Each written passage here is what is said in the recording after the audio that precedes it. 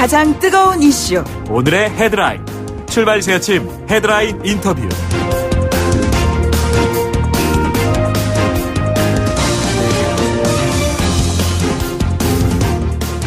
네, 지난 주말 정확하게는 22일 금요일이었어요. 북한이 남북공동연락사무소에서 일방적으로 철수를 했습니다. 물론 이 같은 일이 처음 있는 일은 아닙니다. 과거에도 이런 일들이 종종 있어 왔었죠. 그런데 향후 남북관계는 물론 북미관계까지도 파장이 불가피해지지 않았나, 이런 전망이 계속 나오고 있습니다. 북한의 속내는 무엇인지요? 그리고 앞으로 북미관계는 어떻게 될 것인지 국가안보전략연구원 수석연구위원 지내신 조성열 박사를 연결하겠습니다. 박사님 안녕하십니까? 예, 안녕하세요. 예, 저희 북미 관계 여러 가지 발언들이 나와서 이거를 좀 어떻게 이해를 해야 될까 좀 정리를 하는 시간을 준비를 했습니다. 그래서 예. 지금 최근에 미 재무부가 북한에 대해서 추가 제재도 단행했는데 바로 트럼프 대통령이 추가 제재 철회를 또 지시해서요.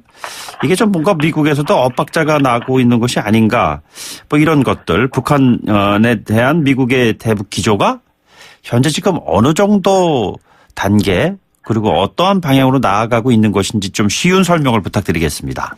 예, 그동안에 하노이 정상회담 이전에 폼페이오 국무장관과 이제 비건 대북정책 특별대표가 협상을 주도해 왔는데요.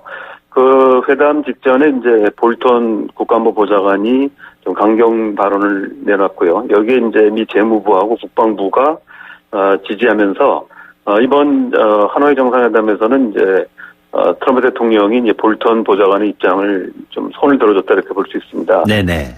그 이후에도 볼턴 보좌관이 이제 목소리를 계속 높여왔는데요. 그 일환으로 이제 미 재무부가 이번에 이제 대북 제재에 관해서 관련된 이제 중국 기업 두 곳을 제재하고 또 북한에 대한 이제 추가 제재도 검토했던 걸로 알고 있습니다. 네네. 여기에 대해서 트럼프 대통령이 이제 북한에 과도하게 자극할 경우 자칫 협상판이 깨질 수 있다라는 이제 우려 때문에 추가 제재를 이제 중단시킨 것을 지시한 것 같습니다.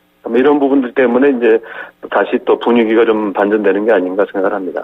예, 근데 그 추가 제재가 과연 무엇인가, 정말 하려고 그랬던 것인가, 이런 부분에 대한 이야기들이 엇갈리고 있는 것 같습니다. 어떻게 보시는지요, 박사님께서는?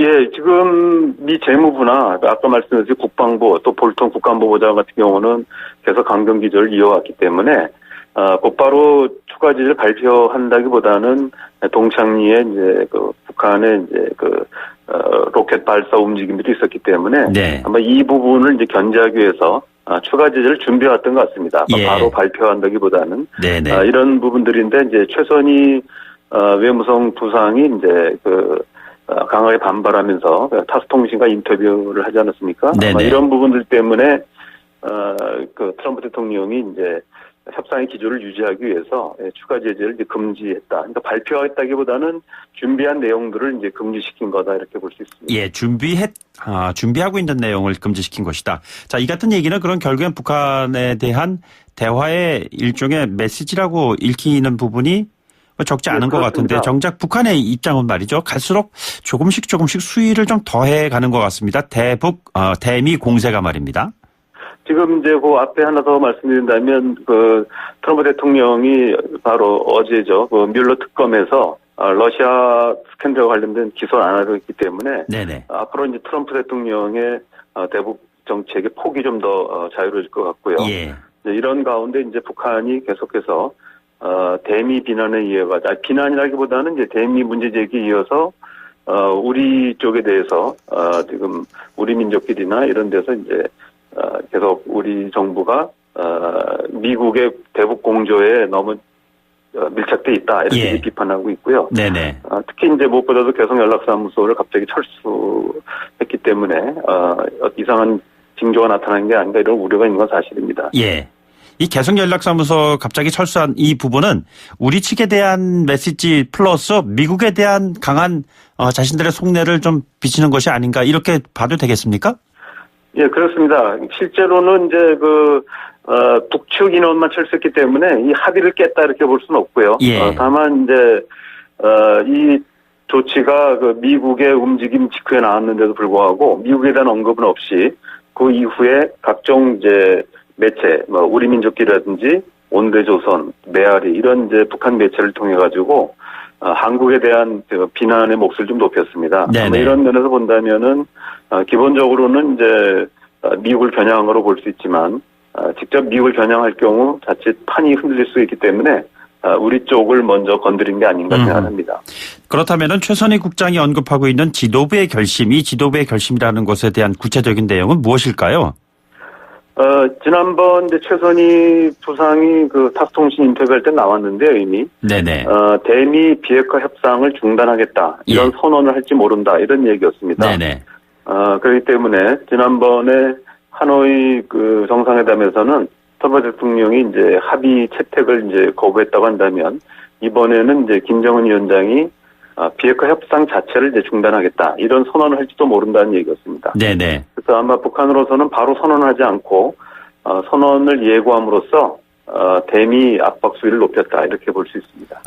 한 가지 뭐 연관된 이슈이겠습니다만 지난 그 주에 미국 정보기관 그 댄 코츠 국가정보국 국장이 방한해서 대통령을 만난 자리에서 어떤 얘기가 오갔을까 이게 참 궁금한데 우리 남한 쪽 정부에는 무슨 주문을 했을까요? 중재자 역할을 하는 데 있어 갖고 불편한 심기를 토로했을까요? 아니면은 또 다른 측면일까요? 글쎄 아무래도 정보기관의 수장이기 때문에 우리 정부에 대해서 어떤 정책적 주문을 했을 것 같지는 않고요. 네네. 다만 이제 지난번 하노이 정상회담에서 논란이 됐던 부분, 다시 말하면 트럼프 대통령이 기자회견에 얘기했듯이 영변에서의 여러 시설들 그리고 영변 이외에 은닉됐다고 추정되는 시설들 이런 부분에 대해서 한미 간에 아마 공조를 확인하기 위해서 왔을 거라고 보고요. 네네. 이런 부분에서 트럼프 대통령의 그 말씀을 이제 뒷받침하는 이런 내용들을 가지고 아마 우리 쪽을 설명하기 위해서 온 것이 아닌가 생각합니다. 박사님, 그 영변 플러스 알파 얘기가 지난번 2차 북미 정상회담 때도 많이 언급이 됐는데 이 플러스 알파의 포션은 크기는 과연 얼마나 되는 겁니까? 예, 지금 이제 그 두 가지 해석이 있는데요. 리용호 외무상이 이제 하나 더라는 표현을 썼는데 네네. 나중에 그 당시에 이제 북한 측 통역사는 원모 스텝이라고 번역을 했습니다. 예. 그리고 그 다음 날 이제 비건 특별대표는 기자회견에서 원모 스윙 그래가지고 이 부분이 단순하게 영변 이외의 시설을 의미하는 것이 아니라 과거 핵이라고 얘기하는 다시 말하면 핵탄두나 또 탄도미사일과 같은 이런 이제 그 무기류 핵무기와 관련된 신고 내용이라고 보고 있습니다. 그렇기 때문에 이런 부분들이 실제로 양으로 보면은 영변에 비해서 훨씬 작은 양이겠지만 미국이 협상에 임한 이유로 본다면 상당히 이제 무게감이 있는 미국의 요구였다 이렇게 볼 수 있습니다. 일각에서는 영변에 핵시설 연결되어 있는 것이 한 반 정도밖에 안 되고 나머지는 50% 따로 있다 뭐 이런 지적들도 있는 것 같은데 정말 그럴까요? 그거는 그렇게 보지 않습니다. 네. 왜냐하면 북한의 이런 시설들이 거의 인공위성으로 해서 시시각각으로 다 체크가 되어 있기 때문에 네네. 지금 추산하고 있는 것은 영변 지역 핵단지 내에 이제 그 390여 개 시설에 80% 정도가 몰려 있는 건 사실이고요. 예. 아까 말씀드렸듯이 그 비중으로 했을 때 50%라 얘기하는 것은 어쨌거나 영변 시설이라고 하는 것은 핵물질을 생산하는 시설이고요. 네네. 실제로 이제 미국이 위협으로 느끼는 것은 미 본토에 도달하는 핵탄두나 탄도미사일인데 이 시설들은 이제 영변에 있는 게 아니죠. 예. 그래서 양으로 보면은 1, 20%밖에 안 되지만 미국이 이제 그 위협으로 느끼는 부분은 50% 이상이라고 볼 수 있습니다. 아마 그런 것을 이제 가리켜서 얘기한 것 같습니다. 예, 박사님, 그 김정은 위원장의 집사격이라고 할 수가 있는 김창선 국무위원회 부장이 러시아를 방문하고 지금 블라디보스톡 도착했다 뭐 이렇게까지 얘기 나왔는데요. 북러 정상회담이 언제쯤 또 어떤 이슈를 가지고 제기가 될까요? 예, 저는 북한과 러시아 간의 정상회담이 임박했다고 봅니다.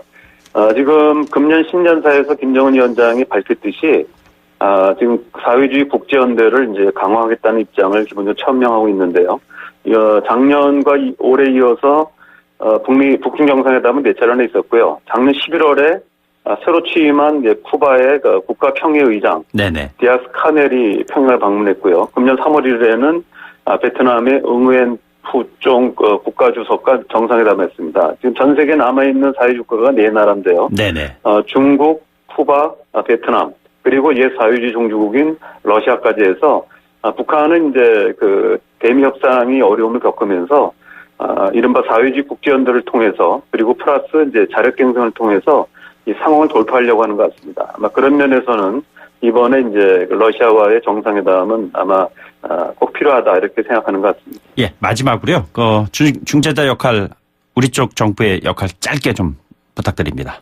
예, 무엇보다도 지금 북한이 비핵화 협상 중단 선언할 가능성이 높기 때문에 이것을 막는 게 급하고요. 이걸 통해서 남북 간의 소통을 증진하고 한미 공조를 통해서 이런 북한의 우선 북한과 미국 간의 첨예한 갈등 구도를 완화시키는 게 필요하고요. 그 이후에 우리가 새로운 여러 가지 대안을 만들어내서 북한과 미국 사이에 새로운 어떤 절충안을 마련하는 게 중요하다고 생각합니다. 알겠습니다. 박사님, 오늘 말씀 여기까지 듣죠. 고맙습니다. 예, 감사합니다. 네, 국가안보전략연구원 수석연구위원 지내신 조성열 박사였습니다. 잠시 뒤 2부에 돌아오죠.